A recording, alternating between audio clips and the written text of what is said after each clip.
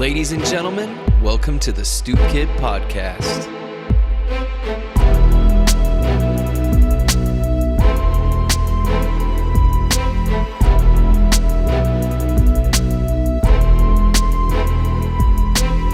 Hey everybody, welcome to another episode of the Stoop Kid Podcast. Today we have got an awesome guest with us. It's Mr. Paul Epley, also known as Coach Paul for some. Black belt under Master Charles Gracie here at Gracie Jiu Jitsu, Mountain House. And retired detective and sergeant for the Los Altos Police Department. And not only that, he's also appeared on NASA's Unexplained Files, specifically Season 3, Episode 6, titled Curse of the Red Planet. How you doing, Paul? I'm doing pretty good. You're making me blush with that intro, making me sound way more important than I am. Well, that means I'm kind of doing my job, and I was like a little skeptical. I'm like, I just figured you're buttering me up there a little bit. I try to butter everyone up a little bit. Butter's a main ingredient here over at the Gracie Mountain House, as you may know. You normally just got to wipe it off your feet before you get on the mats. Mm-hmm. But I mean, how did you get started with jiu-jitsu? You know, like many, I watched Hoist in that UFC match, not live. I was too cheap back in the day. But I think I got a video from the video store at some point and threw that thing in. And, you know, what was amazing to me was how easily he dominated. First of all, the guy didn't look like a fighter. You know, I remember it was my early 20s. I was a young cop. I was interested in fighting and those kind of sports. And having grown up in the 70s and 80s, seeing Bruce Lee and Chuck Norris and that style of fighting, I thought, wow, this is going to be a fantastic event. We're going to see karate or whatever kickboxing style was in there just dominate. Blood sport. Yeah, it was what we saw back in those days and what we expected, and that's what fighting was to us. And I threw that DVD in, or it was a tape. It was before DVD. It was a damn tape. It was a Betamax. VHS, not beta, VHS. And watching this skinny guy come out in a uniform, Brazilian cat, it amazed me. It blew my mind that he could dominate fighting. Because like I said, the perception was, I'm sure I wasn't alone in this, but the perception was that the stand-up martial arts would dominate. We knew nothing different. Like I said, Bruce Lee. And Bruce Lee was the man. And then Chuck Norris. And I love all those Chuck Norris, jokes. Those things are fantastic. Oh, yeah. You know, those are great. But it really opened my mind, especially being in law enforcement, having to protect and serve and defend myself, of how effective grappling could be. And even then, I don't think I had a full grasp on it. But I knew that I wanted to train. Now, the problem was back then there was no Brazilian Jiu Jitsu. There was just very limited, probably in the LA area, Torrance, Southern California, of some variety, but certainly not in Northern California where I was, and not in anything outside a big city. And so I went in search of martial arts, and I found a Jiu Jitsu, but it was a Japanese Jiu Jitsu. Right, traditional. And it wasn't necessarily what I was looking for, so I trained a little bit in it. And then I got different jobs and moved around and had more kids and whatnot. And I still had that desire to train Gracie Jiu Jitsu, but it just wasn't around. So it wasn't until I moved out to Mountain House. I'm driving by on Grant Line, and I see Charles Gracie Jiu Jitsu. And I'm thinking this is a franchise, right? The Gracies at this point, there's no way there's an actual Gracie and Tracy. You know, this family, this style of martial arts was so elevated in my mind in terms of its effectiveness in fights. And I couldn't fathom that there was actually an actual Gracie running a Gracie studio in Tracy, California. Right. And so for a time, I wanted to get in there, but I was working full time. I had kids. I think I had 4 kids with another on the way. Just absolutely busy. My schedule was hectic, but I just decided one day I don't give a shit about my schedule. I'm going in there and I'm going to try this. And man, it was eye-opening because I had been training in martial arts at that point for 15 years. I'd found another style and I loved my instructor, had a great relationship with him. You know, the thing that drew me to that martial arts style was they promised ground fighting. All right. Well, 15 years later, I was still waiting for any semblance of ground fighting. And I knew that going to a Gracie studio that would be there. And that's something I wanted. I wanted a challenge. I wanted to see if all these years of martial arts training that I had been doing would make it effective. And I always knew in the back of my mind I wanted to train in this style. Wanted to try it at least. And it was eye-opening from day one. You know, I had a 3rd degree black belt in another martial art. Was it Taekwondo? It's similar, called Kuk Sool. Oh, okay. It's a Korean martial art. Oh, cool. Probably a... well, Taekwondo's Korean as well, right? Taekwondo's Korean. Okay. Kuk Sool is probably similar to Hapkido with the kicks and punches of Taekwondo. Okay. It's kind of a mix of martial arts. And a very good martial arts style. But it is not a fighting style per se, or the training methods of it are not like conducive to fighting. Yeah, right. Because, you know, in any method to be effective, I think you have to train under stress conditions with sparring. And that's something that Gracie Jiu Jitsu does every class and does frequently. And you get exposure to high level martial artists and grapplers. And so I went into the studio, and the first time I went in there, I want to say it was a Thursday. And at that time, when you went into Charles's studio for the introductory class, they had you do the warm-up. You would do the technique practice, technical aspect, and then they'd take you into the office during the sparring time and, you know, give over their spiel about jiu-jitsu and see if you want to sign up. And I was, from the time I walked in there, I wanted to sign up because I knew Gracie Jiu Jitsu. I knew the name. I knew what it represented. I knew I wanted to train it. But I was a little disappointed I didn't get to spar. So I signed up. So next class for me was Saturday. And what an eye-opening experience. Oh, yeah. Oh, my God. I got hammered. We did an hour sparring. The class at that time was an hour and a half.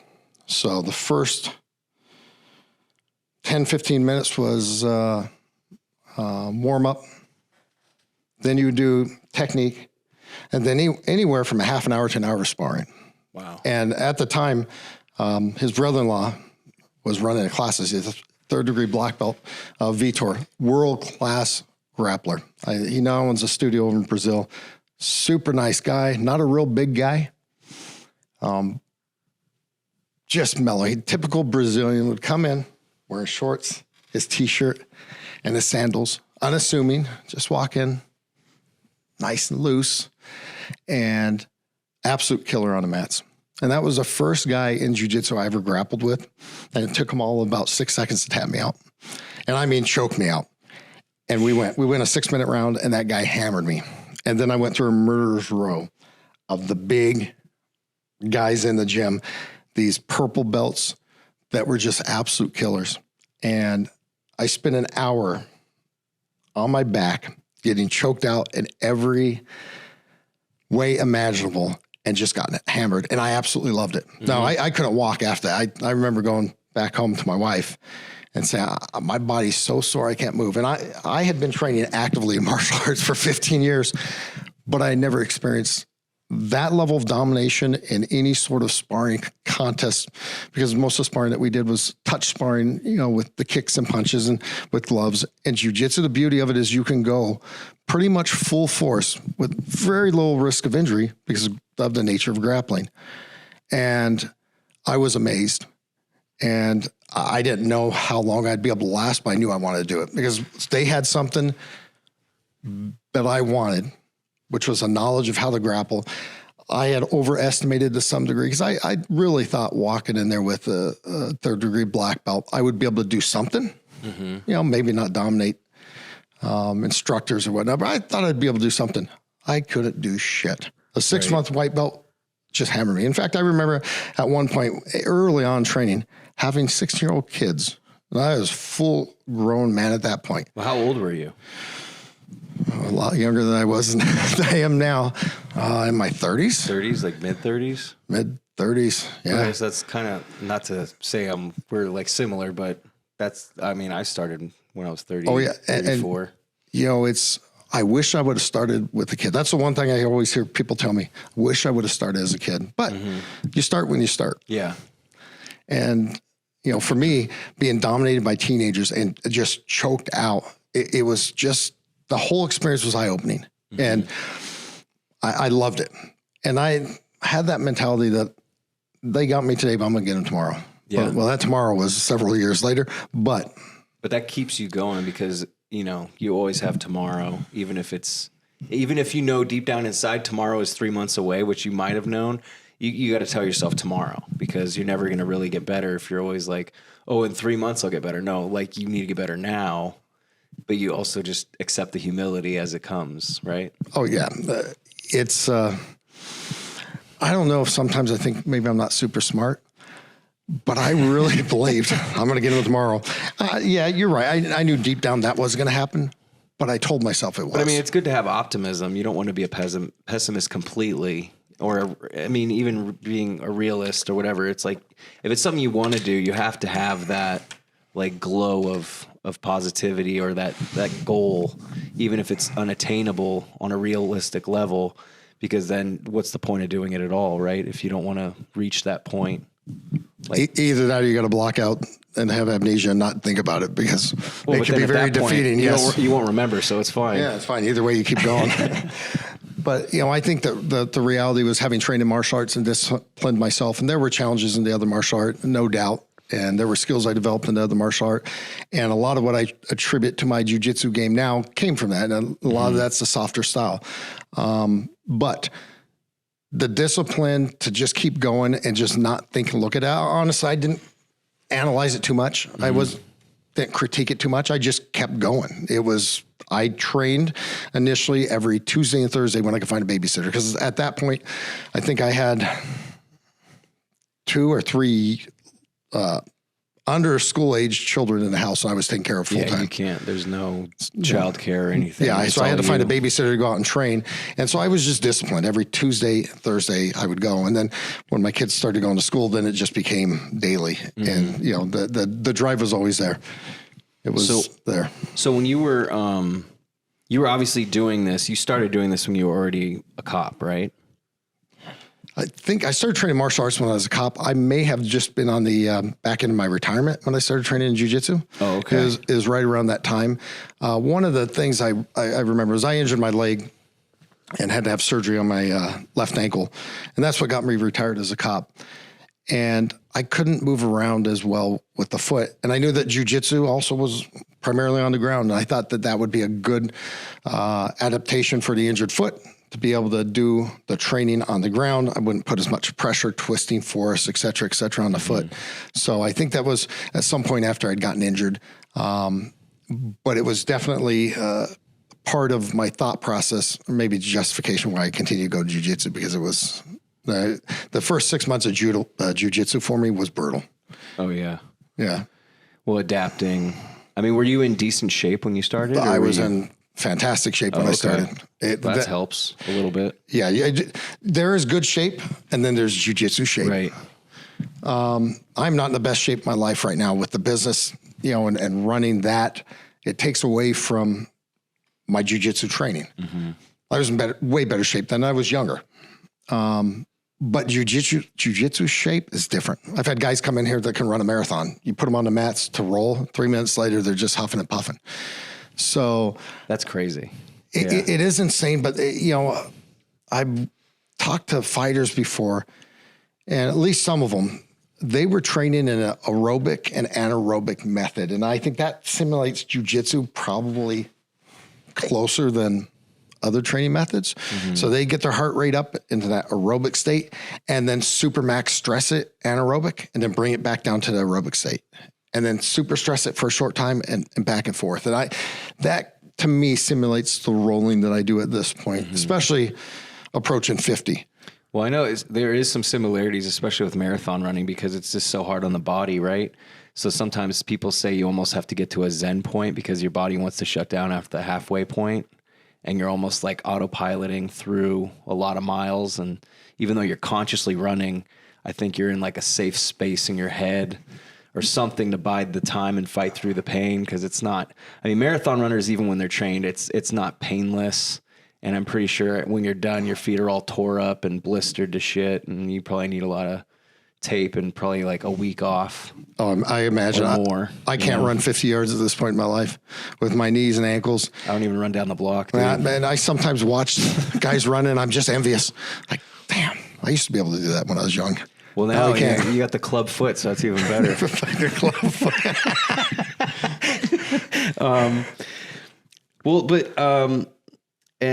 When did you decide, and this is kind of backtracking, but when did you decide to become a cop or a police officer, however you want to, I don't know, cop, I guess is a good way to put it.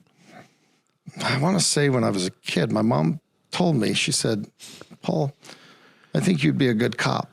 You've kind of got an asshole personality. Okay. Yeah. I was going to say why, but that's good. That's perfect. So your mom, you definitely you get a lot of your personality and your humor probably from your mom then, huh? Probably more from my dad. Oh, okay. Yeah. Because that does sound kind of humorous. I think she was serious. That was a problem. I could see she shines through every once in a while with your personality, though. I like that. She was witty. You could say that. I think she was actually dead serious. My dad was the one with the sense of humor in the family. Yeah. You know, mom was a little more serious, you know, but I to this day, I think she was absolutely serious about that, you know, so. Do you think there's some truth to that? Probably. Without throwing shade. I mean, you're not really throwing shade, but you kind of have to have a demeanor to deal with the public, deal with problems that isn't just going to be like a soft shell. You kind of have to have that hardened shell to deal with all that shit.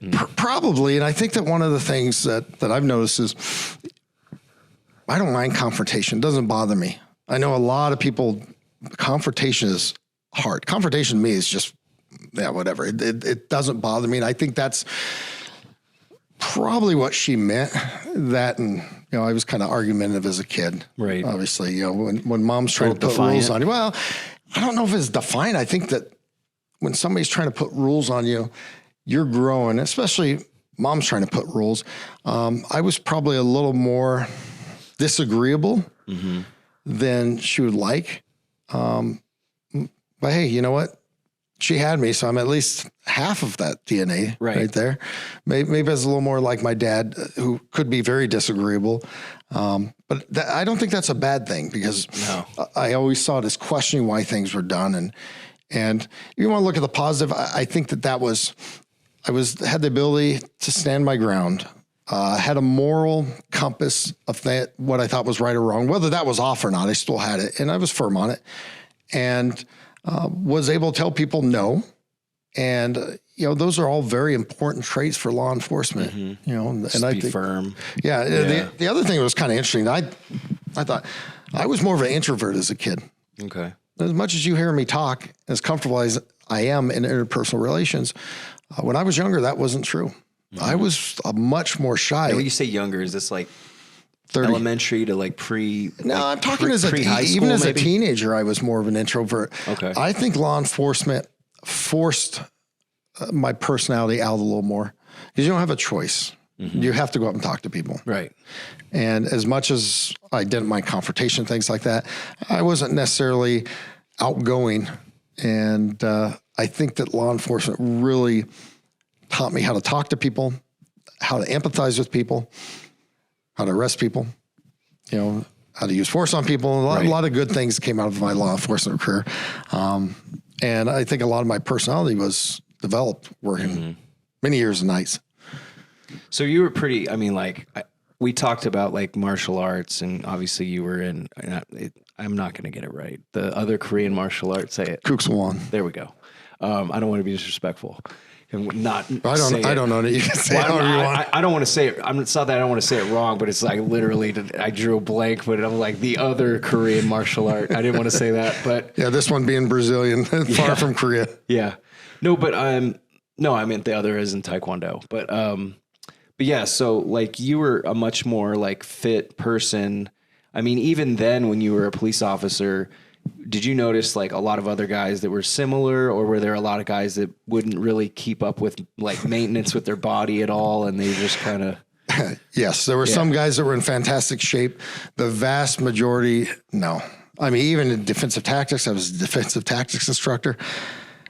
Guys were just, that was one of the things I wish when I was in law enforcement that we would do is just take our own personal safety more seriously. There was maybe one or two other guys at all the departments I worked. I worked at 3 different police departments that actually trained in martial arts or, some combat sport, no matter what the variety. The vast majority wouldn't. Even if offered a free class, they just wouldn't do it. And I see that even now. And it's perplexing to me when you're out there, your safety's on the line. You have your partners, but there is no guarantee that you're going to get a radio call off, that somebody's going to be there. And if you're in a violent struggle, you need conditioning or strength or preferable some martial arts skills to be able to survive. And cops, for the most part, don't take that seriously. And a lot of the guys took the approach of, if the department wanted me to do it, they pay for it. And my comeback was, it's not their life, it's yours. Yeah. I mean, they'll pay for the funeral maybe, but they're not going to pay for Maybe. much else. Yeah. Well, Maybe. That's even I a don't maybe, know. right? Yeah. So I don't know. But like, it's good that you had like a better mindset because you actually, but was there ever a point, were you already doing that before you became a cop? No, I started martial arts training early on in my So was there career. an incident or a turning point where you're like, I need to get my shit together. I need to start training because this is harder than it seems. Nah, there was just a few goals I had as a kid, as wild as the imagination could be. And I could go back to young childhood. I always wanted to get a college degree because at the time my young brain thought that college education meant intelligence. Right. And I wanted a college degree. After having gone through college and got a degree, college education does not equal intelligence. No. I get that firsthand. That's just not the case. The second thing, like I said, growing up with the Bruce Lee movies and Chuck Norris, I wanted a black belt in martial art because, once again, my young mind associated a black belt with proficiency or skills. And, I wanted that. And then there's some other things that I wanted, but those were significant ones. And when I became a cop, I finally had the resources to do it. And that's what it came down to, a lifelong dream that I was able to fulfill because I was actually making some money. Well, that's good that it wasn't like a negative. I mean, either way, it wouldn't have been bad. Like if it was like a situation. No, where I you're like, didn't get my correct it, ass but that's beat good. on the streets where I said, well, Yeah. I got to train. No, I always good. wanted to. I had a great respect for martial arts and wanted to learn, and at various points in my life, there was martial arts I wanted to study and master to some degree. Right. But Brazilian Jiu Jitsu, when I saw Hoist, had to be up at number one, just with the effectiveness. And to me, it still amazes me. After all these years of training, teaching, it amazes me how effective this martial arts style is when you train it. And in real life situations, it blows my mind. When you see Jaden as a 17-year-old homeschooled kid that could come in here and absolutely demolish adults. Well, when you were saying there was a 16-year-old kid that beat me up, I was like, oh yeah, I know what that's like. yeah. Like Jaden, Tyler, even some of the yellow belts that come in and practice or, spar with us, and they're killers too. So it's just like, and the good thing is like, I'm glad, like similar to probably how you were, I'm not cussing in my car when I leave because someone smaller or younger than me is beating my ass. Well, that's sure, why because I'm you just here. got your ass beat. Right. You know what I mean? But I mean, they might right. come out to your part car. of you should be like, I need to fix this. Get seconds. But you can't be mad. You can't be like crying. You can't be like, because that's life. You're gonna fail. You're gonna fall on your face, and you got to get back up again.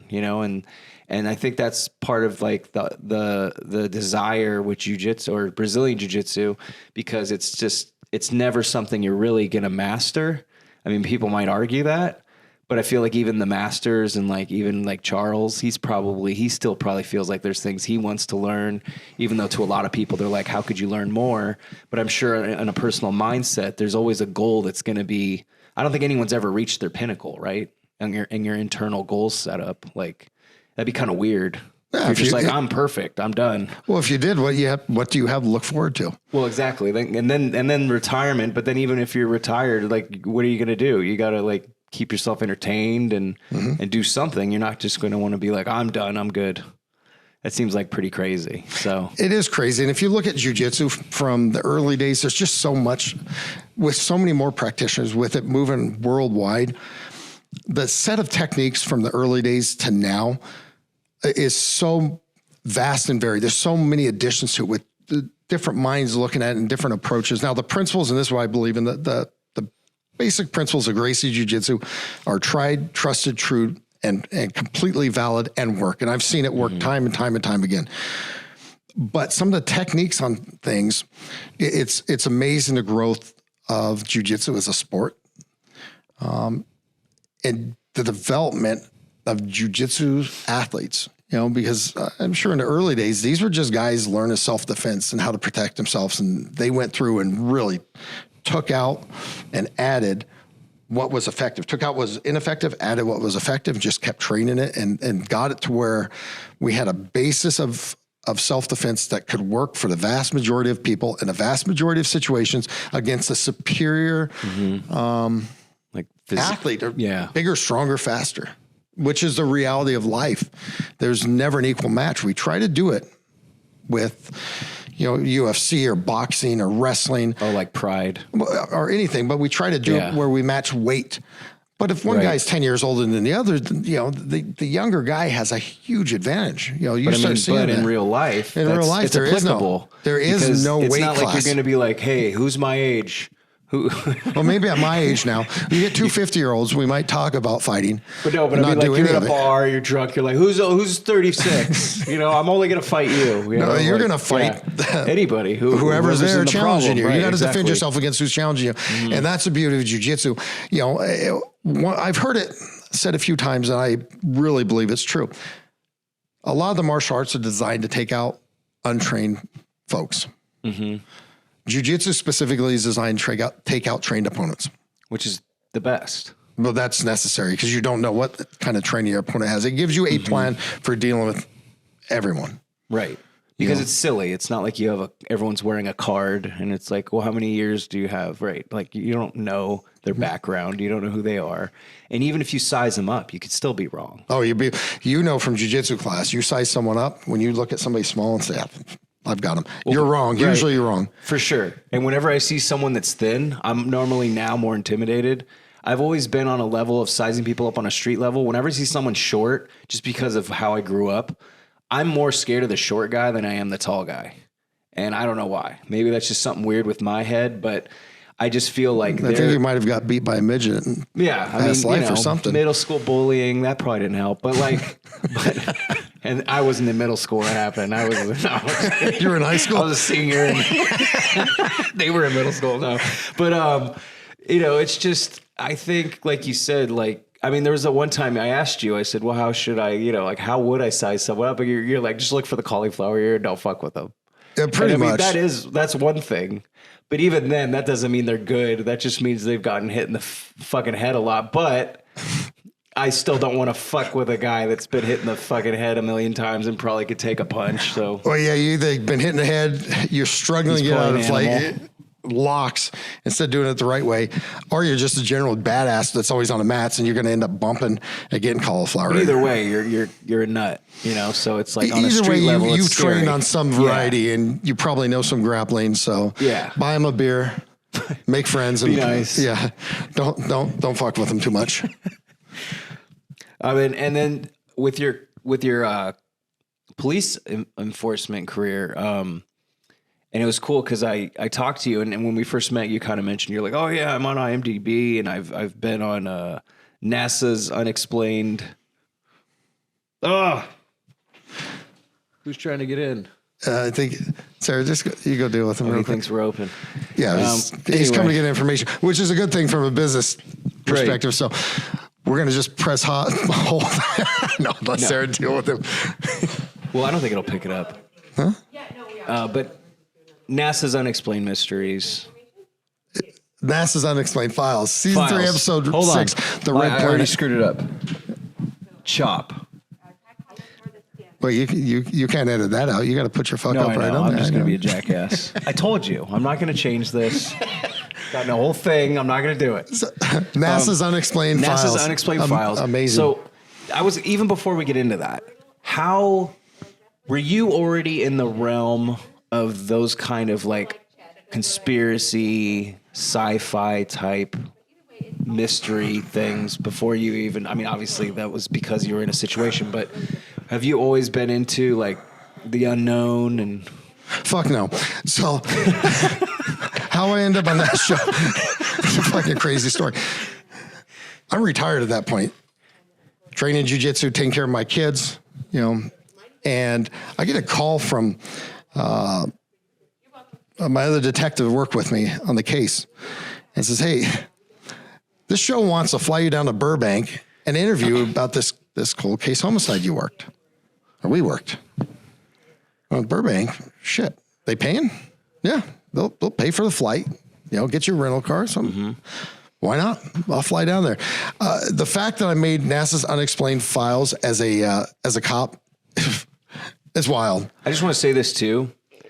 I know you're a cop because I know you, but watching that episode, you had a demeanor about you that seemed, I mean, the lower thirds helped because it did say Detective Los Altos, but I was just like, man, you're wearing like this nice suit. Yeah, I was like, dude, this guy. That was the last time I wore that damn suit. Yeah. That was years ago. But like, you still got it though. Well, yeah, at that Next point, episode, I think you're just going to have to wear it. you know, when I went down there, squeeze you into it. Look, I tried to talk those guys into putting me on some damn show. America's Got Talent, something. Like, hey, you know, I'll be that bad guy you can kill off after 30 seconds. Just, you know, let this be my big break. I don't know how I came up with the IMDb page off that damn thing, but so you didn't make the page? Oh hell no! That's crazy. I have no idea who did. They might have for the show afterwards, just maybe to reference the show or something like that. I have no idea how it works, but no, that wasn't me. Somebody told me about it. Right. You know, I don't know. Somebody's Googling Dang, me. someone was looking you up, dude. People are always cyber stalking others. I think it's a pastime, but yeah, somebody told me about it. And like, should we join this gym? Oh, he was on. Okay. Oh yeah, he's on Unexplained Files. Now I got the title. I should right? link that to the studio, get more hits out there. Yeah, I don't know how that popped up, but somebody let me know, and I was, you got to be shitting me. I mean, I was in that show for what? How much airtime do I have? 45 seconds max, 50 seconds.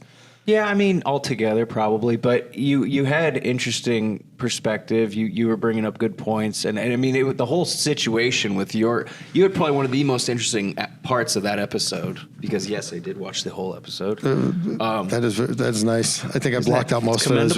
I was watching it with my family, waiting for my 45 seconds of pain. Told you I was there. Yeah, there I am.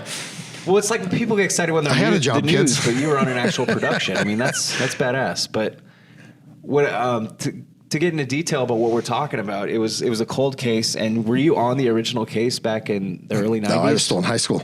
Oh, okay. So this case was fascinating in that it wasn't a whodunit. They knew who did it. Mm-hmm. They just couldn't prove. Well, at the time, and what I was told when I went to that police agency was the DA had just lost the case where they didn't have a body. In this case, they never discovered a body. Mm-hmm.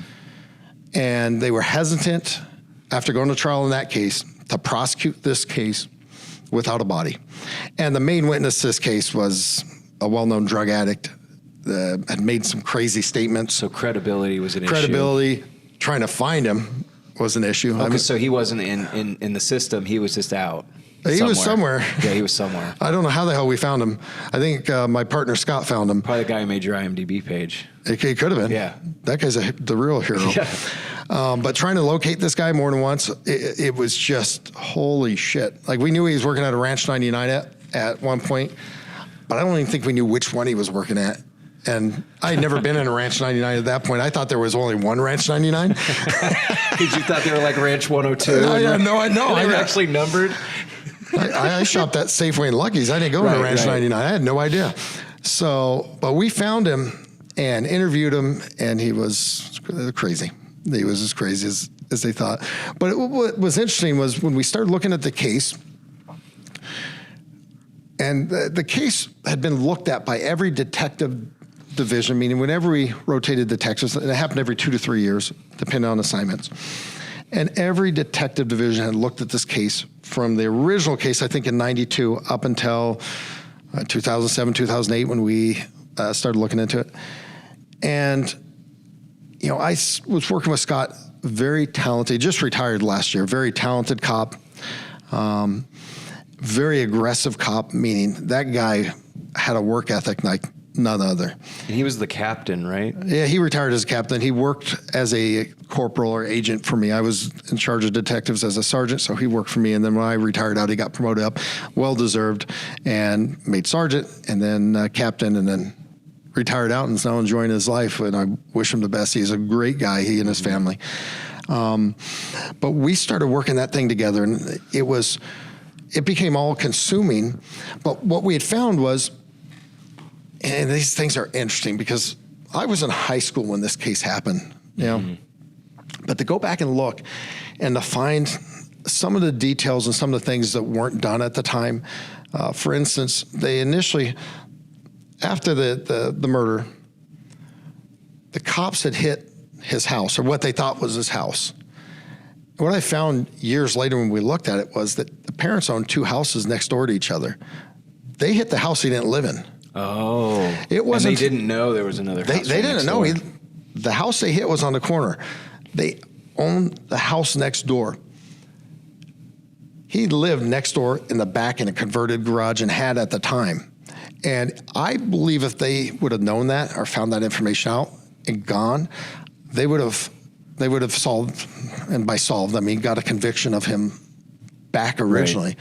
Right. But the problem was it was, what, 15 years later, 16, whatever. However. Real quick, would you need to get a separate warrant if it's a different property but it's the same owner? Yeah, you would, but it would have been easy. Right. I mean, whether if you don't know, if you don't know, you like can't be get like, it. let's get a warrant for the neighbor's house. Yeah, but when we started digging into it, Scott said, "Hey, let's look at this case." And I was skeptical. I said, "Scott, everyone's looked at this case. No one's going to be able to solve it. We know who did it. We don't have evidence. And only more time's gone. We're not going to get any more evidence."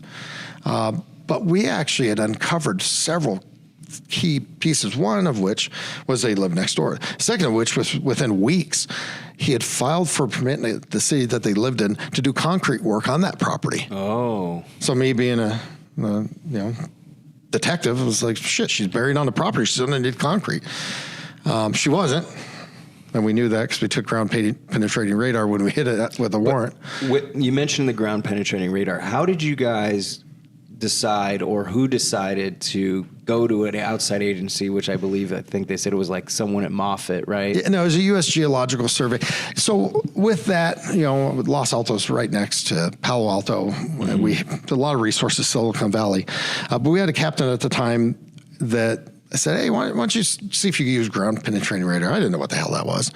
But I think he pointed us in the direction of the U.S. Geological Survey. So we got a hold of somebody up there and sat down with them and told them what we wanted to do, and they were all on board with it. And it was fantastic. I mean, I think what ended up happening was at some point we used a Mars rover to find parts of the car that he had dismantled and buried, trying to cover up the murder. Right. We used a Mars rover. I think we're the first police agency to ever do that, and I think was NASA's Unexplained file. Kind of why they did the little episode on us. But the reality was we took such a different approach because it was so cold, and the information that came out that he lived in the house back next door. There's concrete work. I was, as a sergeant, I was hesitant to go in there with a jackhammer and just start tearing up places where we didn't know. I had taken the employee who had approved the permit out to the property to look over the fence and see if he could determine where this guy laid concrete. And he didn't really remember. This was 15 years ago. Right. So what were we going to do? Dig up the foundation of the house? There's different patches of concrete. He's got his driveway. I didn't know. This guy did not know where the concrete was laid. So, covering my own ass, I was a little bit hesitant to start jackhammering up random concrete for what may or may not be a body. So, we talked to U.S. Geological Survey, got them to agree to use the ground penetrating radar. What a fantastic tool that was. And that's kind of where that thought process came from. But for people that don't know what we're talking about, it's basically like ultrasound for underneath the ground. Like you can see pretty good images of what's underneath. Oh, fantastic images. You know, I mean, you have to know where you're looking. You can't, you know, you got to narrow it down somewhat, but it was fantastic images. And very, at one point when we hit the house on the search warrant, we all sat there and thought we found a body. You know, unfortunately, it was just water pipes covered with insulation. well, because if it's the same part, I think in the episode they were showing That was the actual photo of it. right. He had a picture, and it did look like there was space, like that could have been where a decomposed body was, and just because it seemed like an air pocket or something like that underneath the concrete. Yeah, and what was more interesting is we got a hold of, I forget the agency, it's been years, but we brought in different cadaver dogs on that property. And after all those years, and they do blinds, so they go in, if you're the handler of one dog, we'll walk you through a scene, let your dog do its thing. You'll come out, you won't say anything to the other handler. You won't come out, high five, no, found him. Yeah, that's Don't good. say a damn thing. So we send a second dog in blind.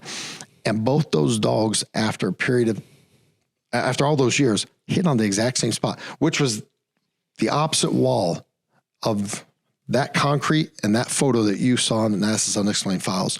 So before we started jackhammering, we jackhammered that property up. We had two dogs right on the other side of that wall hit on that spot. So to this day, I think the body was there. I think after he killed her, he put the body there before he figured out what he's going to do with it.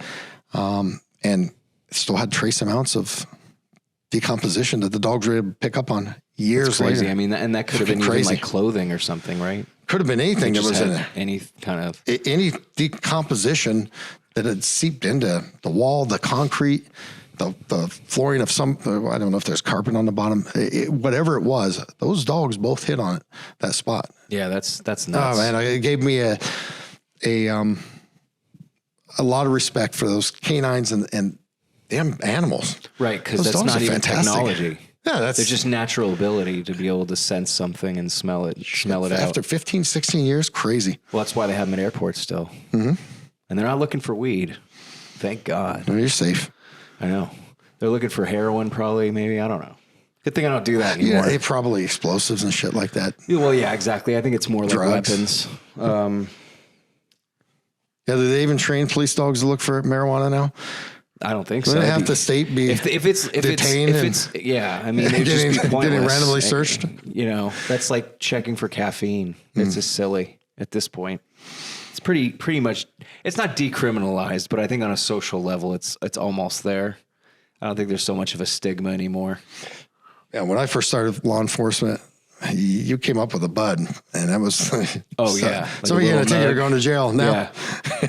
Now you have It's life has changed. The now you world's can changed. almost have like ounces and get away probably. Oh, you go to different places, people just smoking out in the public. That was not as prevalent when I was a new police officer. Well, Los Altos is also, they're probably not burning it up too much out there anyway. Yeah, It's a lot of like richer. it is. It's people. affluent, but that was the third and final agency I'd worked at. But I'd worked East at two Palo others. Alto is not too far away from there. East Palo Alto is not far. So I figured, yeah, that's a nice spot. And East Palo Alto, it's the strangest thing, always has been. You drive from one to another, and It's like East and West Germany. you go from rundown to multi-million-dollar Right. mansions in a block. And it's still like that. It's been years It's since I've been there. crazy. I try to avoid it. EPA, as they call it. With traffic out here, it's probably 2.5 hour drive from Oh my yeah, house. it's terrible. At some I got points. some family that still lives out there. It's crazy. EPA or Palo Alto? East Palo Alto. Oh shit! You don't go there for Christmas, huh? No. Okay. They always have parties, and I'm like, nah, I'm good. I don't want to do that because it's not even other people. It's like if you get comfortable in a party setting and then you're in an area where you're not used to, but you still have that dumb confidence, you could be the problem, and I recognize that. So I'm just like, I can't be in a party atmosphere in a place where I could end up getting stabbed or something else. I don't know. Yeah, that could happen sometime. But once again, I overthink things. Maybe. But sometimes it's good. It's It is. Why do I need a party in East Palo Alto? I don't. Well, there is IKEA out in East Palo Alto if you need to go get the Swedish and meatballs. IKEA in Emeryville. That's Yeah, not there also is. the nicest area either. Yeah, I think the Sacramento one's the nicest, but out of all three of those locations, And another thing that was interesting was that that no call shooting that shooting no call that you had. Oh, the swatting. Yeah. Yeah. Do you want to like give a quick That explanation of that, or just run through of that situation? Yeah, that was kind of fucked up.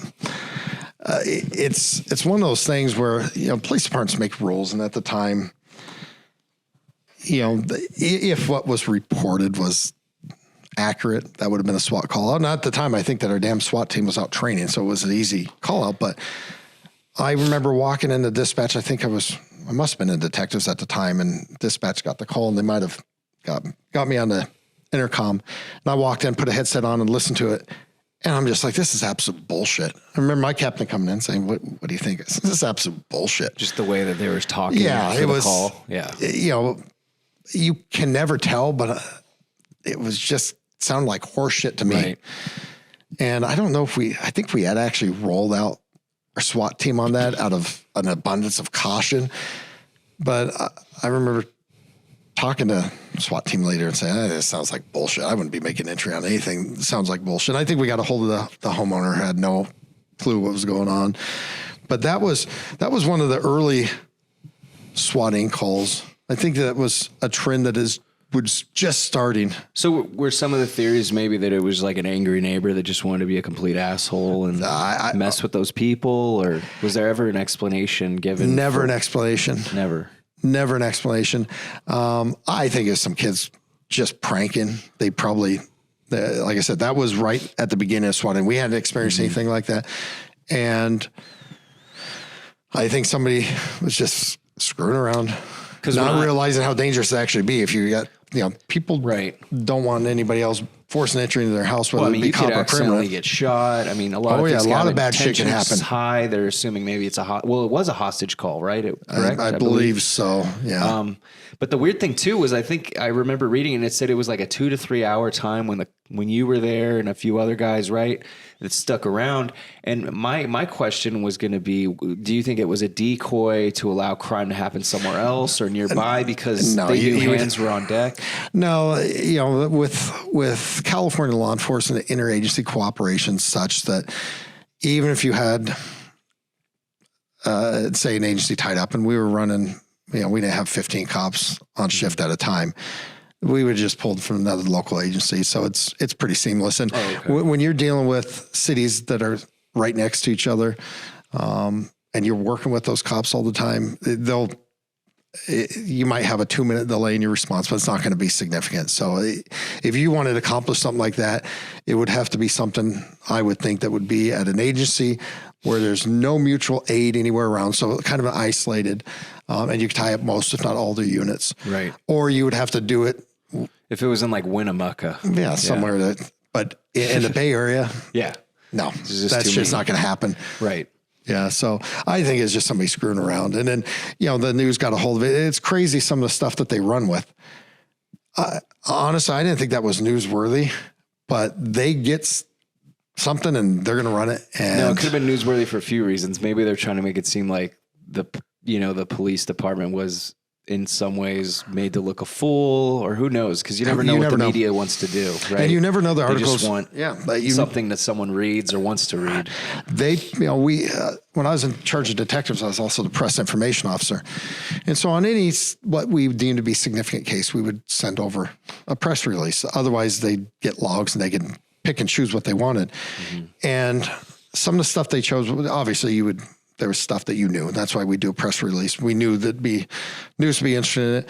Other stuff, they'd pick up on stuff that was just, I would never think it'd be newsworthy, and they'd run it. And maybe they had something else linked to it, or they're working on some angle of some story, but some of that stuff, there was no rhyme or reason. And that, to me, the only thing I see is that, swatting was happening and it was becoming more news. So now it happens in the Bay Area, but it was kind of a horseshit call. And, and when it came in, we knew it. Well, and nowadays, I had a good idea that was a horseshit call. Even if it's an anonymous call, the police department still knows who it is, knows whose phone, and pretty much can triangulate where that person was when they called, right? Nowadays. I won't argue with you.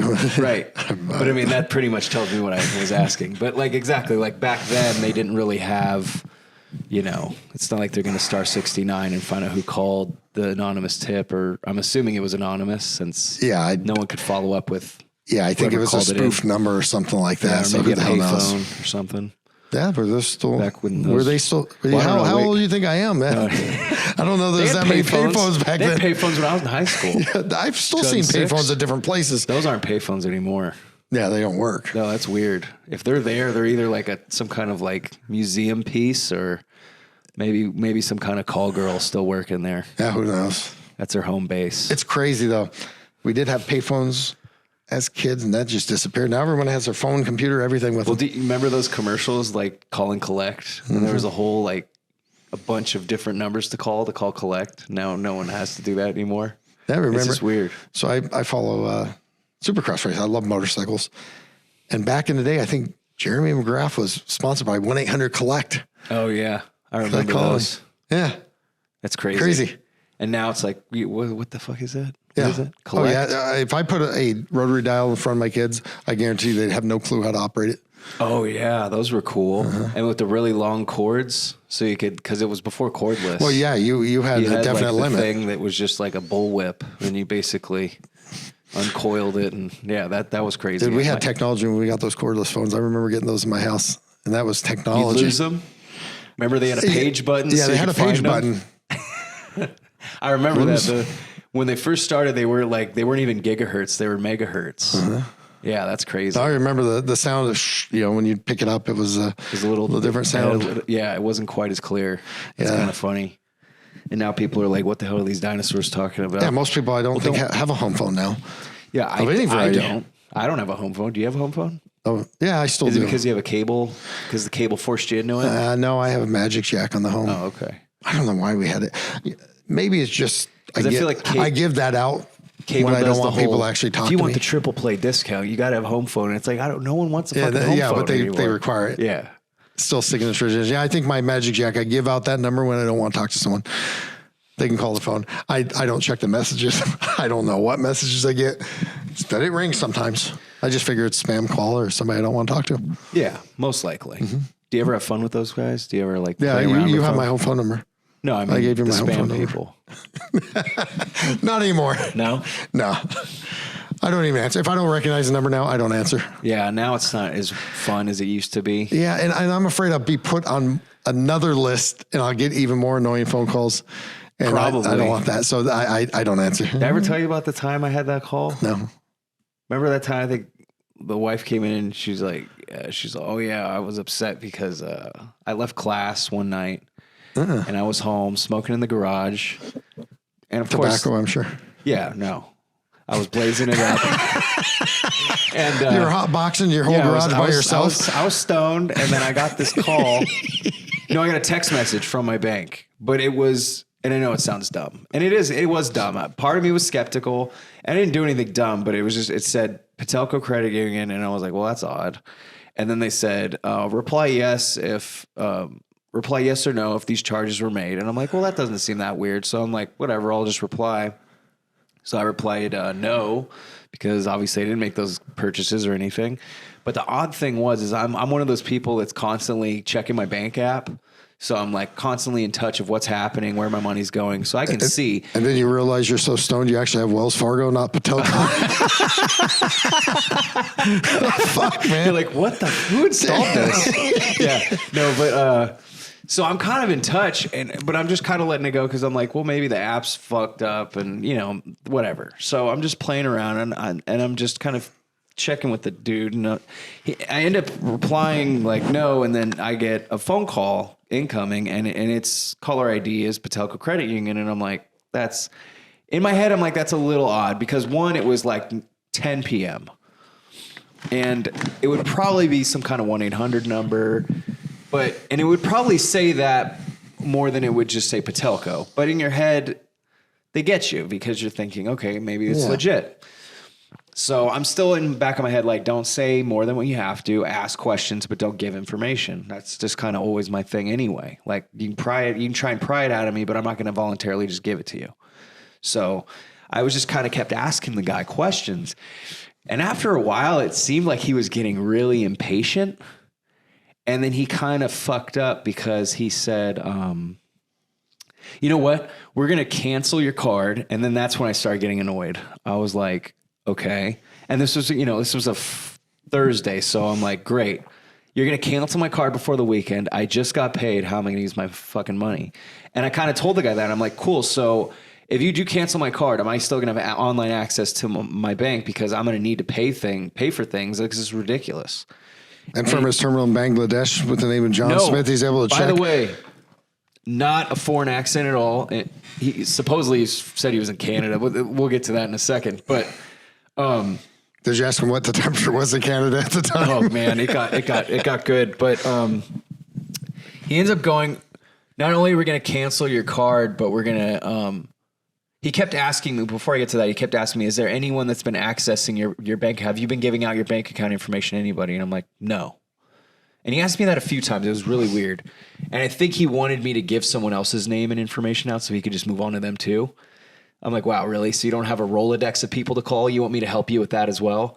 So then I kind of was a little weird. And then out of nowhere, he goes, we're also going to have to like cancel your online access. And that's when I really hit a red flag. And I'm like, no, this is just too much. Like, this makes no fucking sense.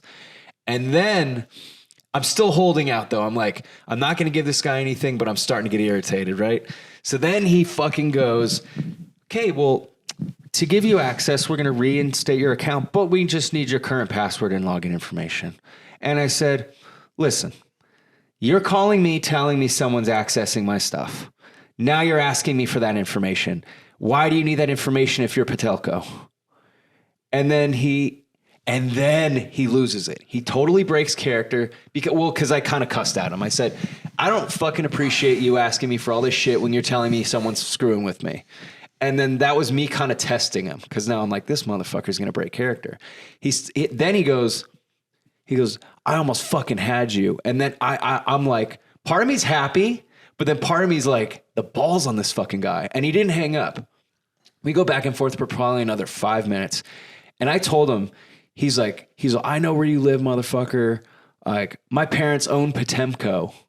And I said, well, first of all, let me help you out. It's P-A-T ELCO. There's no M in there, you dumb motherfucker. It's Patelco. So if your parents owned it, I would probably assume you knew that, but it's cool. And then he's like, but I know where you live too, motherfucker, and all this shit. And I'm all, you know what? Why don't you do me a favor? Since you wanted personal information from me, why don't you just give me the last 2 digits of my zip code since you know where I live? Let's just see if you really know shit, because I'm calling your bluff. I don't think you're very good at your job, because my high ass in my garage right now just debunked everything you did, and now you're feeling a little hurt. After hotboxing too, that's fucking impressive. And he's all, you're still talking to me, you're pathetic. I said, listen, dude, I got all night. I'm still hitting the bong while we're talking. I got nothing else to do right now. We can go. If he knew your state.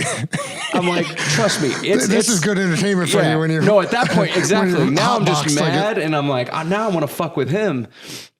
And it was crazy because I ended up telling him, I'm like, listen, honestly, and it was funny. I got all sentimental. I'm like, get a real hustle, dude.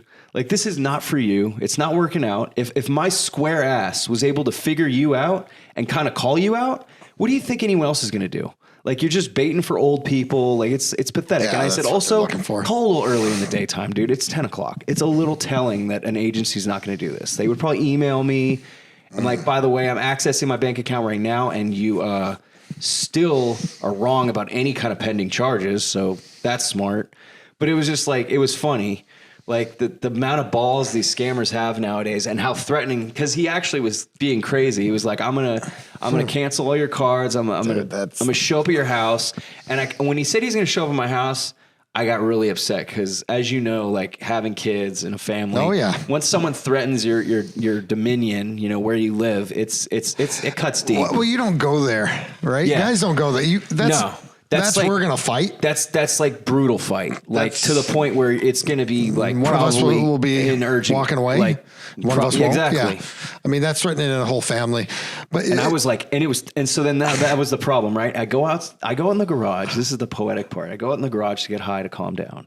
I get back in the fucking house. I'm all fucking amped up on one. Did the wife send you back to the garage with another? She should have, but I was like, you won't fucking believe what happened. And I'm like supposed to come back ready to go to bed. So then I did have to go back out there, but it was insane. I wonder, What's his story? Like, let's see this guy quit his job after, like, fuck this. This ain't worth it. I'm just trying to scam. This is horse shit. Getting yelled at by this motherfucker. What do you think he tells other people? Oh, dude. I said, just understand. I mean, you fucked that his your day numbers up. today are terrible. And you're going to have to report to your boss that some dumbass in California didn't give you the information. And I'm like, how bad is the whooping you're going to take tomorrow? Like, you know, like you're not meeting your quota. And taking it over the phone, you know, he sounded like he got a little frustrated and dished out. Oh, totally. But he was mocking he's me probably too. Motherfucker. I mean, that's got to suck as a job. Phone sales, telephone sales of any variety, let alone the scam stuff. It's got to suck. I mean, he completely suck. He probably quit his job working for the Penny Saver or something, and he just got tough. He just was, instead of killing everyone at his job site, he was like, let me just scam on. But it's funny because of how easy now. I mean, I think you can even get an app to disguise your caller ID.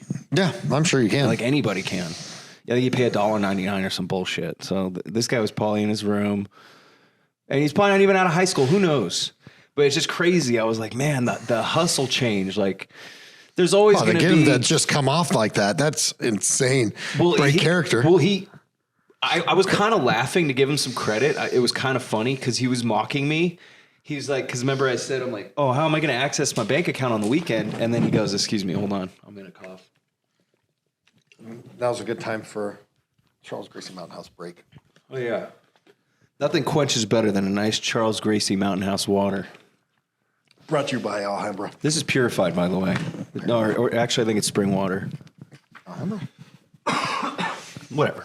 It's Gracie Mountain House water. It's good. It makes it better. But he goes, I almost had you, dumb motherfucker. And then he goes, oh, hey, can I access my bank account information? And then I was like, that is kind of funny.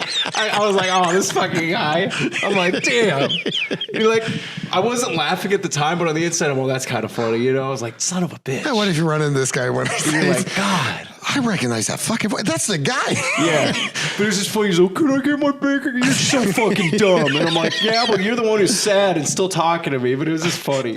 So it's not one of my best moments, but I was happy that I wasn't dumb enough to give anything out. Because how easy is that? Especially hotboxing in your garage at 10 p.m. But that's the thing. I don't give information. Yeah, that's got to be a good I don't starting know. point. Just don't give shit out. No. So have you ever been scammed like that? Like in person or on the phone? No. No, I just don't answer the phone. Well, there you go.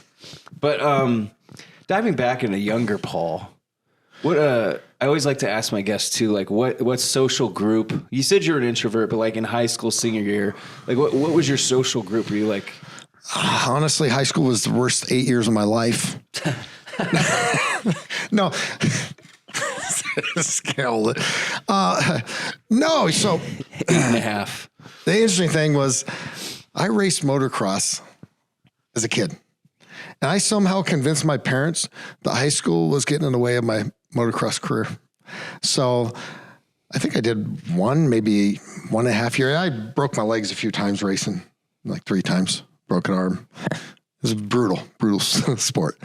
I somehow convinced my parents to pull me out of high school and put me in independent study. And at the time, I grew up in Hayward.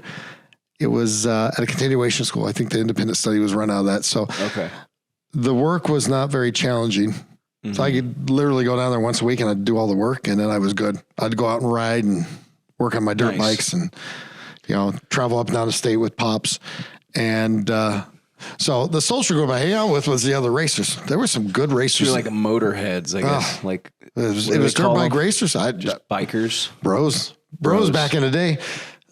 In Northern California, we had some good racers at the time. Real good racers came out in Northern California. It was fantastically fun.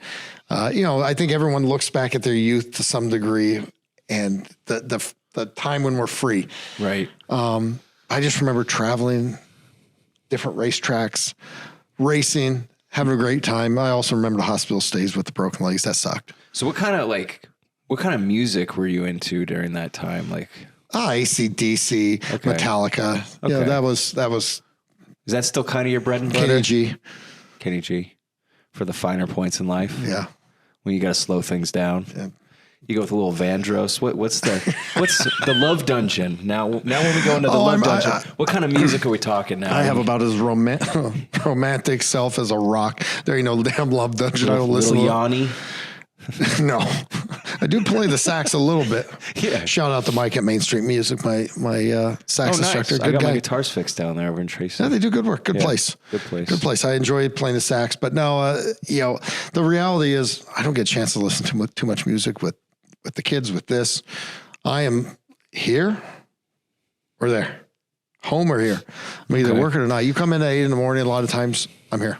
So music's kind of like my muse. And also something that kind of like I'm listening to it all day at work. I got a Bluetooth, headphone in my ear.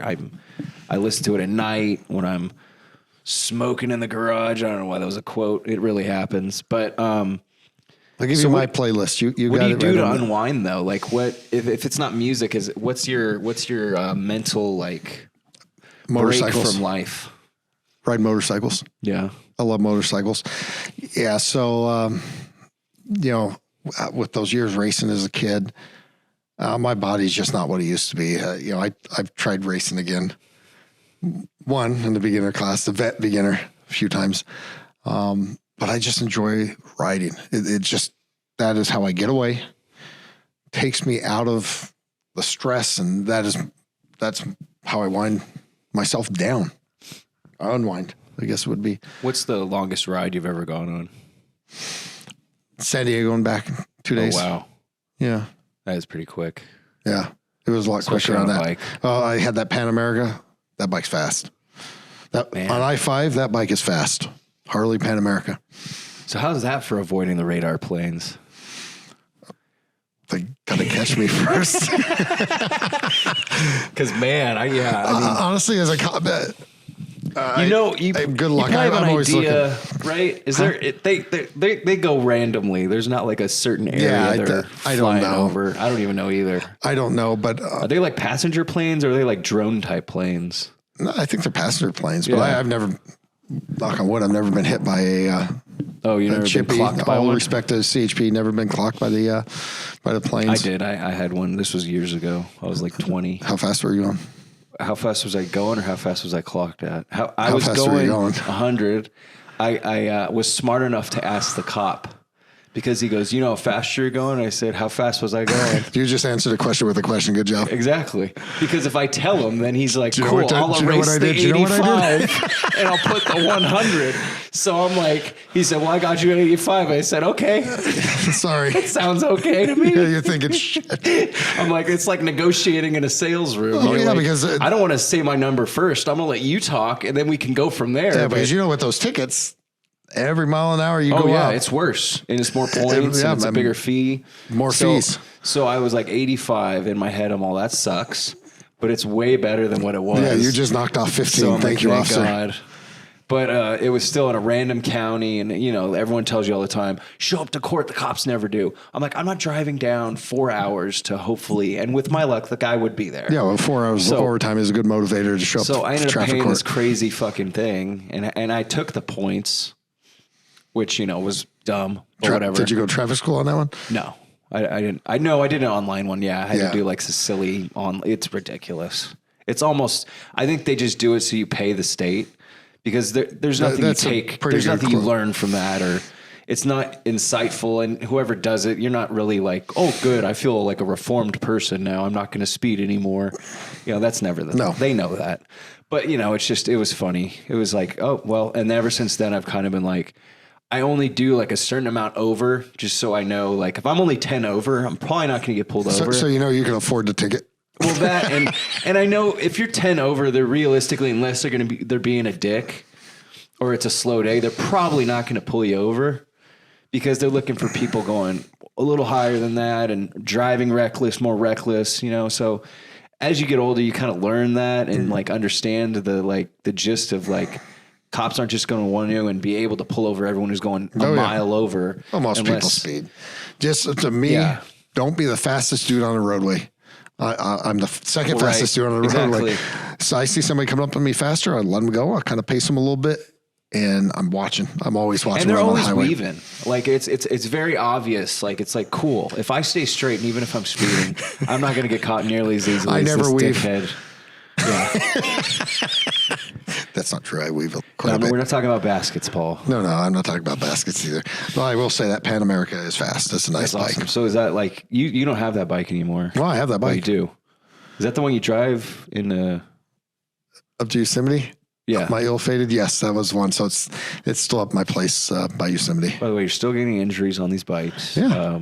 It's never going to end. No, but I can't bubble wrap my damn self either. You know what I mean? Yeah. I'm a jiu-jitsu instructor, and inherently I like somewhat aggressive things, and I do have a great love for motorcycling. You know, there's ways to do it more safe, but at the end of the day, it's dangerous. Riding bikes is dangerous, and I know That's the appeal, the risk. Yeah, and it's not that I'm. But it's I'm a thrill. reckless It's not that nutbag. you're like. No, what the thrill is for me is getting out in nature, and you see much more on a bike. You experience and feel so much more, and the maneuverability on stuff. So a lot of times, if I'm riding, if I see a dirt road off, I could take the bikes. I have that Husqvarna 501S, which is a fantastic bike. It's not a real long trip bike, but it's a dual sport. I go right off road. There's so much stuff even around here that you could explore. Right. If you get off road. I would just be scared I'd get shot depending how deep I go. Yeah. But I guess you got to, where I you're don't at. trust pass on people's property No. much. Because then you're in Yeah, that there's whole always like deliverance kind of area. But there's railroad tracks and other things. And there's just crazy stuff that you can find in your local area that you never get to see. And I can't walk or run long distances because my feet and ankles.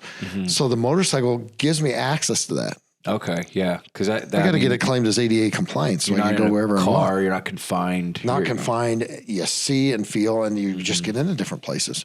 Yeah, You know, I've always had the appeal. I've never even ridden or even been on a bike. Like ridden bitch. I haven't done any of that. oh, one of these days I'll bring down. I have that little Honda Navi for my daughter. Just make sure you bring the small one It so you is a can small whip one. me off. There's no clutch on it, no gears. You turn it on, twist the throttle, you can ride it. Trust me, you can ride it. No, yeah, I mean, I want to try it. My son just couldn't. one of these days. He ate it on the thing. Bad job. One of these son. days He's I'm going to try 26. it. I got to get on a bike. It's been one of my, it's on my list of things to Yeah, try this little and thing do. I think you'd enjoy. Super easy to ride. Is it like a dirt bike or is it like a street No. bike? This Honda came out with this bike. It's essentially a converted scooter, so it doesn't look as much like a scooter, but it Okay. is a scooter with plastic on it. Just So it because looks, of engine size, basically. no, it's just they put plastic so it doesn't look like a scooter. Because okay. there's a lot of people that won't buy a scooter because it's a scooter. Yeah. So they put a rail in the middle and plastics over it to make it look like a motorcycle, but it's a scooter. So I got this for my daughter. Similar to like that kind of idea. That's it. It's goes 55 miles an hour, tapped out, slightly downhill. Hey, that's not bad. With a 200-pound rider on it, but yeah, it's not real 55 fast. with a 200-pound rider? Yeah. That's not bad. It's not bad, but I mean, you are tapped out. Right. That's it. So maybe 35 is the comfortable top. Yeah, it doesn't have a lot of acceleration, but for riding around here, that's what we that's got it for my perfect.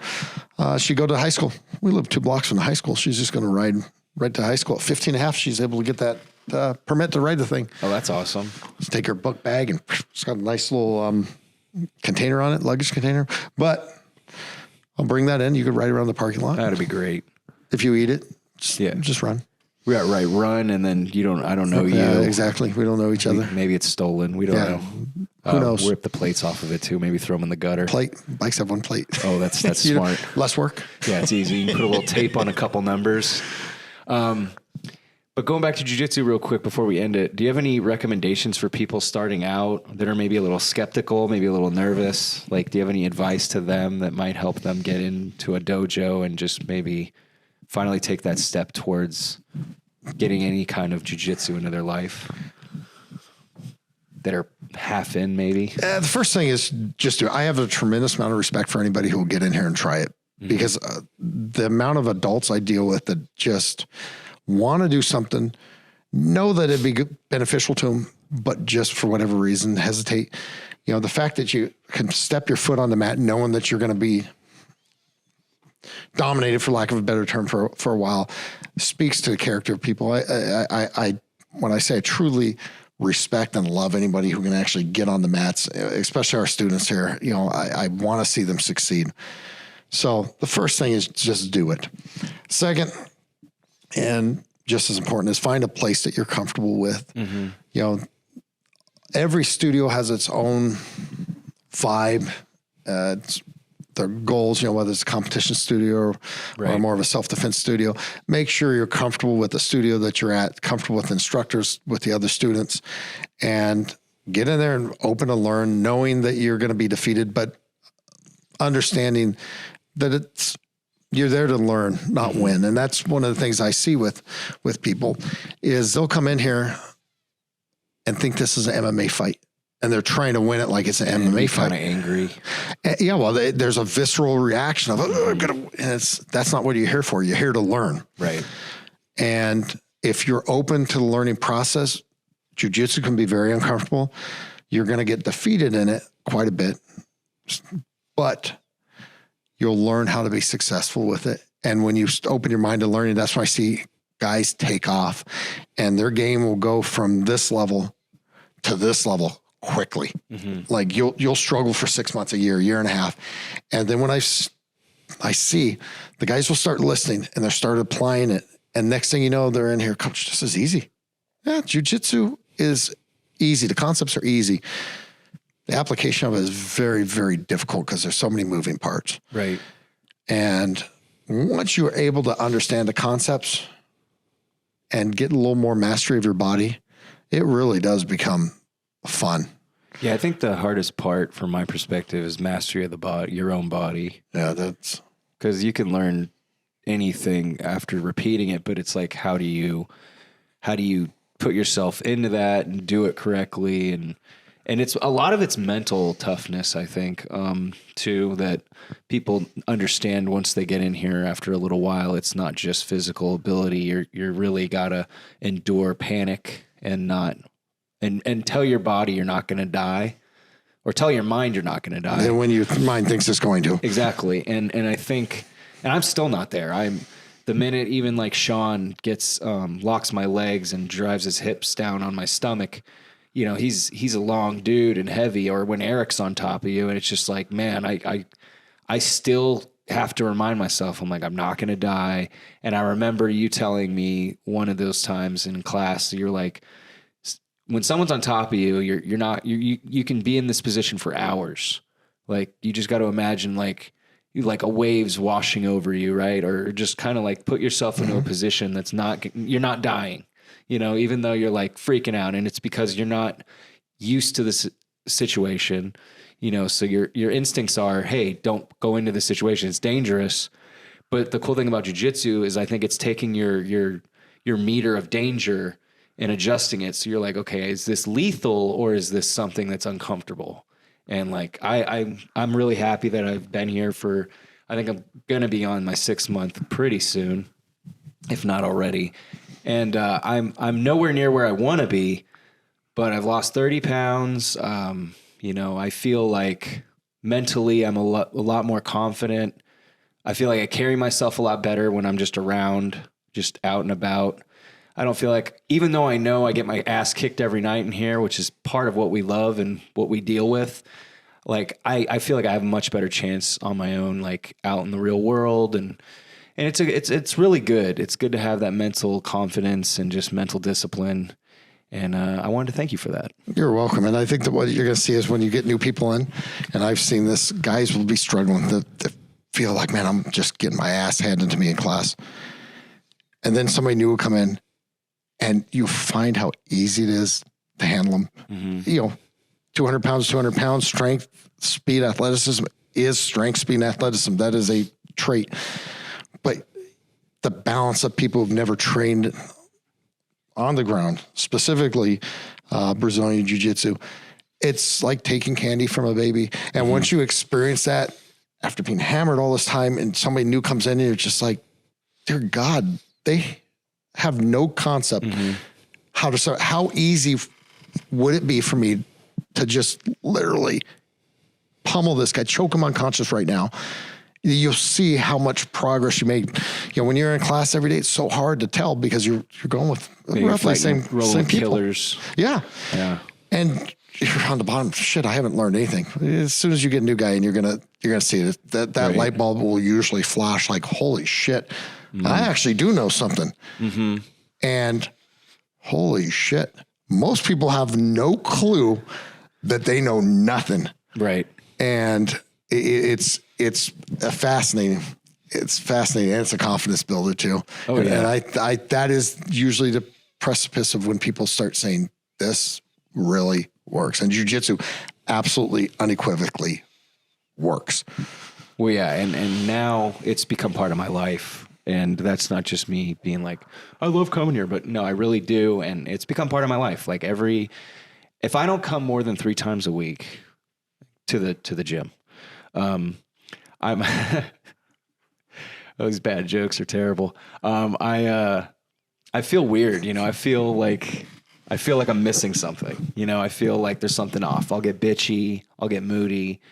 And it's like, even the wife, she's like, Steph will just be like, look, just go to class. You just need to go to class, especially if I have a bad day. There's been times I get home from work and I'm just like, I just want to fucking rest. Fuck this shit. And she's like, no, you need to go to class. Like, and now I know. So I luckily can coach myself more. It's like, even if I had a rough day, it's like, I need to get rid of this energy. I need to use this outlet to, get this shit out of me. And how much better you feel every time? I leave here feeling like better than when I've gotten massages. It's just, it's not even comparable, because I don't know if there's many things in life that can give you the feeling that something like Brazilian Jiu Jitsu gives you. It's better than therapy for most people. And I've done therapy, and I think it's important, but I've benefited more from this, because I feel like with therapy, you're convincing yourself to trust your intuition. You're convincing yourself that you do know what you need to do. And that's what therapy is. It's trusting your instincts and addressing things, but not reacting to everything. But see, this is so much more. It's all of that and more. And it kicks your ass. Like, it gets you to want more for your physical health. Maybe you don't eat better, but you can eat shittier because your physical output is so damn high. You can get away with eating Little Caesars. So it doesn't matter. And I don't eat better. I do need to diet more. We do home cooked meals, but I just eat like a pig at night. So it is what it is. But also that's the smoke and the dope. So you get an appetite. Well, one of the things I found with jiu-jitsu for me is it changes the way you view things. It changes the way you think in a good way. Because jiu-jitsu, the main difference between jiu-jitsu and other forms of martial arts, there's theoretical. Jiu-jitsu takes all the theoretical and makes it practical. And you don't ever walk out of a jiu-jitsu studio with a question, can I do this or can I do that? Because fuck, I can't get on top of someone. I can't armbar anyone. I just don't know how to do it. Or, no, I know I can. Right. Because when you could do that with somebody who's resisting, imagine somebody who's not. So it changed the way I think and looking at things and being able to analyze and be much more practical with what actually works and what doesn't. And and not just in jiu-jitsu, but in life, I look and just say, this works, that doesn't. Because now I look at everything from a different framework, less theoretical, much more actual. Does this work? Is what this person's telling me makes sense? Nope. Or yeah. And jiu-jitsu really reconditions you in that, because we do take out all the bullshit and all the theoretical stuff, and it's just practical application of what can actually work. Even when I'm teaching techniques, I'll show some stuff, say, I don't think this works in these situations, but here it is. Or this looks like it's not going to work. You think I'm going to be crazy. This shit works. Right. And it works. And that's the fun stuff, when you learn those little secrets, those little helpful moves and the secrets adjustments. And open yourself up to, I remember watching Hoist and then getting an opportunity to coach on the mats with him when he was over in Livermore and meeting the Gracie family and the doors it's opened. That's crazy. See, that's insane. What's cool is like a concept became reality. It wasn't just like, a pipe dream. It was real. So that's awesome. It's just absolutely insane when I think about it and think about Gracie Jiu-Jitsu and what it means and representing the brand, representing Charles. And, it's such an honor, but also such a responsibility. And, I take that seriously, with what I'm teaching and what we're teaching here, to make sure it's up to the standards he and his family set. Because I don't want to be that dude. No. I don't want to be that dude. No way. But I definitely don't think you are, and I think you know that. Yeah. And I appreciate that. I think a lot of the people here can vouch, back you up, and back me up when I say that too. But I think this place betters a lot of people, and I think that's why everyone that's becoming a family, or I'm experiencing that, I'm understanding that, because there's a lot of like life connections I know I'm already making with guys here. Oh, yeah. And it's great. Like I moved out here into the Valley, and I was always so pessimistic about the Valley because I wasn't really making any adult friends out here. All my friends are back in the Bay Area or they're out of state. So I'm just like, kind of like, whatever, it sucks. There's nothing to do out here. This blows. But it wasn't until I came out here. Not a ringing endorsement for the Valley there. Yeah, no. Well, if you're used to one area or one type of place and you come out here, it's different. And if you're, but once I got here, it really was, it's like, oh, there's real people here. They're awesome. They're good people. And that kind of gives you more perspective that, stop being a little bitch, give things a chance. And it's been awesome, man. I thank this place. I thank you guys, the coaches here, because it really helps me.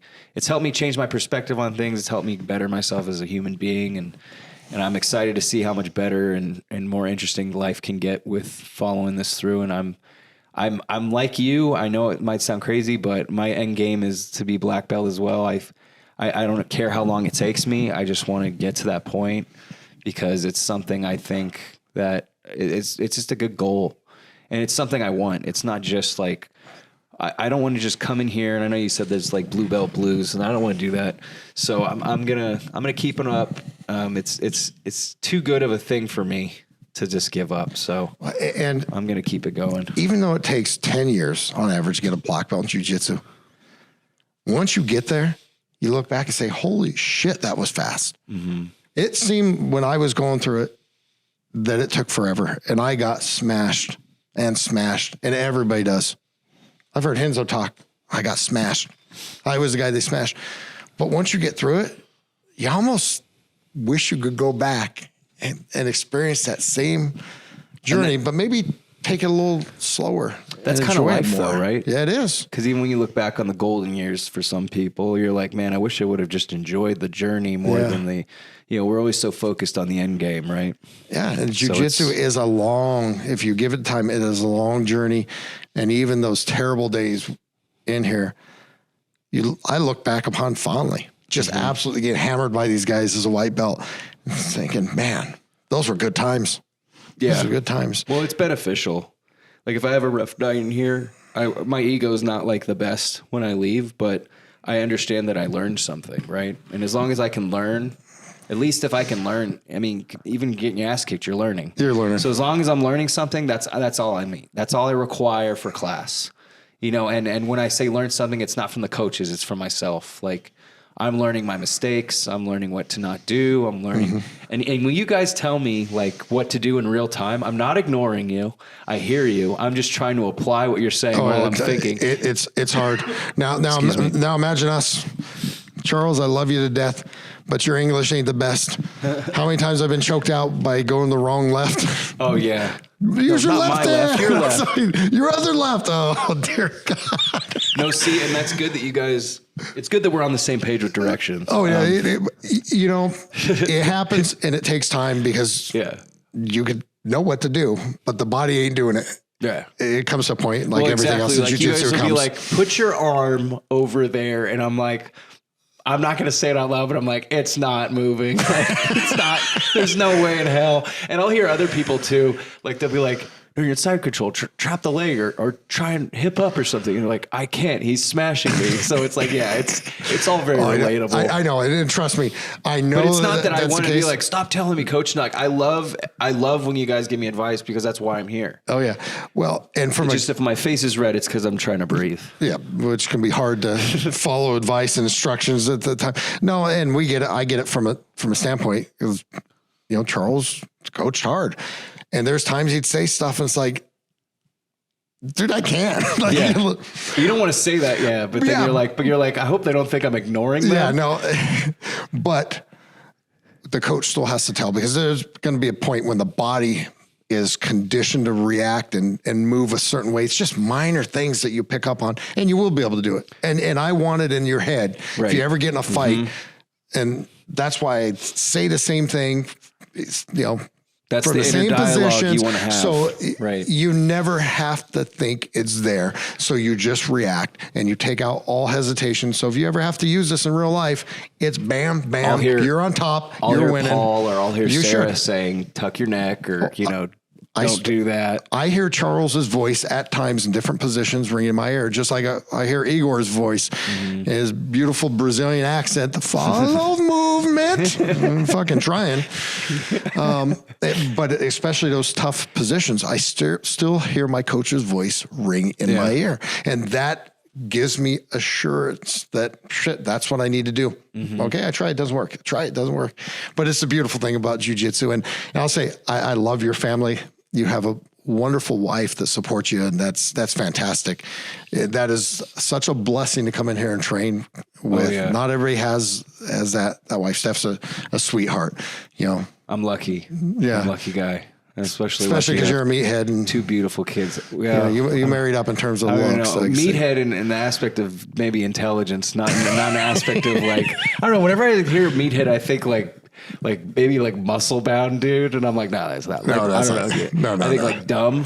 No, you're not dumb at all. But you definitely married up in the looks department. Your wife is much more attractive. Well, I think that's how it should be. When the dude is you're damn right it should be. When the man is the good looking one, the belle of the ball, there's a problem there. Yeah, there is. And it's probably that the guy is a narcissist. Yeah. He's like, I have to have uglier, but I don't know. Most narcissists would want a hot chick. So I would think so. Anyway, I guess that means I'm not a narcissist. Yeah. Traditionally, maybe. Yeah. You ever thought about having your wife's eyesight checked? That could be another. I think I got her beat on that too. So I was describing your podcast to some of the guys up in Elk Grove, and which guy's that? So I described. Oh, he has a fucking Coke bottles. Yeah. Yeah. Oh yeah, that's the dude. Okay, that's cool. the guy. Yeah. He has the goggles. I'm like, their glasses. You see the stories, right? Yeah. They're like, who is that guy? That's awesome. They loved your podcast though. Oh, cool. Absolutely loved that. I'm excited about everyone. Charles said he's going to listen to this thing. I'm looking forward to the feedback. I'm going to send him the link. I don't want him to hold back. I want him to be like, if this fucking sucked, you better say so. And you better write it on my email. Then you have it right there, Master Charles. You call him up and yell at him. This is your part of your, this is your brand. So, you got to be like, are you being represented? Yeah. It's important. But yeah, I think we're, I don't know if I'm representing the brand well, but I definitely think, I'm trying to. So yeah, you're doing a fantastic job. You're getting in here and training it up. Coaches love you. Coaches love your family. Little Vincent's doing fantastic. Yeah, he's got as many stripes as I do now. Does he think he's the boss of you right now with the 2 stripes? Oh, he's going to be 6, so of course he does. Oh, yeah. Yeah, it's tough. Yeah, it happens. We're getting through it, and we're going to keep coming, and he loves it too, so I'm glad. And it's good when you can get your kids involved in something and keep them going on some kind of path. Because it's good when parents can train with their kids. Even though you're not in the same class, you have something in common, and as you get older and your kids get older, and you don't have as much in common, at least you have that. And that is a fantastic thing. I will tell you this, I'm not going to be a little league dad and you know this, when I'm in here, I'm quiet because for those 35 minutes, they're yours. Oh yeah. Okay? Well, and I mean that in a good way and a bad way. We've had parents try to coach before and that just doesn't work. Well, it's like if you know what you're doing, they wouldn't be here. Oh yeah. So stop. One of my favorite Charles stories is we had a student in blue belt over at his academy trying to coach his kids on the mat. And Charles tell him, hey, you're not a coach here. Mm-hmm. You want to get on the mats and coach? You got to come through me. Otherwise, get out. Let my coaches do their job. Yeah. And that's the reality of it. I don't even coach my own kids when they're in here. Try not to. Well, I think it's like the other coaches. I mean, exactly. If you're teaching your kids to listen to you while they're in an instruction or an environment to listen to someone else, you're teaching them not to listen to those instructors, which is stupid. And I want to be their dad. Mm-hmm. They train under me. I'm dad. I could coach them here and then go home. What? They always think, dad's doing this or dad's doing that, correcting me. No, I just try to enjoy my kids when they're in here. Have Sarah or Jeff or Don or one of the other coaches. Yeah, that was one of the things Charles taught me. Separate it. Well, he was sitting in his office one day. I was on my daughter a little bit for messing something up. And he called me and said, don't be your dad. That's what the other coach is for. That's good. That's good advice. So I do. So since that day, I just won't coach them. There you go. I'm You're not like- there to support them, give them some advice, but I let the other coaches You're coach like, them. I'll be the villain for all these other reasons. Yep. But you guys Non-jiu-jitsu. not for this. Coach Jeff, you get to take that one. You take gotta the take fun that out L. of it. You killed the fun, not me. I'm not saying you kill fun, Jeff. Or is he? You're going to have to find out on the next episode.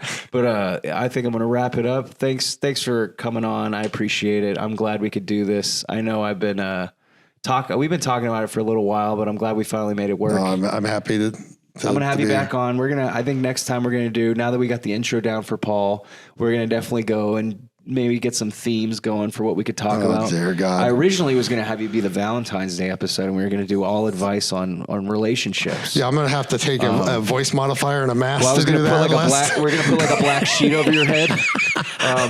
That would be quite, yeah. Just change your voice a little bit, like witness protection. Yeah, you've heard some of my think you should- Valentine's advice. Who has money to pay for Valentine's Day? It's a scam. 60% of all. No, okay. Coming on next episode. All right. But yeah, thanks, Paul. I appreciate welcome. it. We're going to do this again. Until then, keep checking out the Stoop Kid podcast. It comes out when it comes out. Don't hassle me. Don't bother me. But if you are going to hassle me and bother me, make sure you do it at stoopkidpod@gmail.com. We accept hate mail, everything except spam. Not real spam. We love that too. I know you don't like it, but don't like spam. that's what we're doing here. So thank you guys. Take care. You have been listening to the Stoop Kid podcast. Please subscribe and tune in next time for a whole new episode with a whole new experience.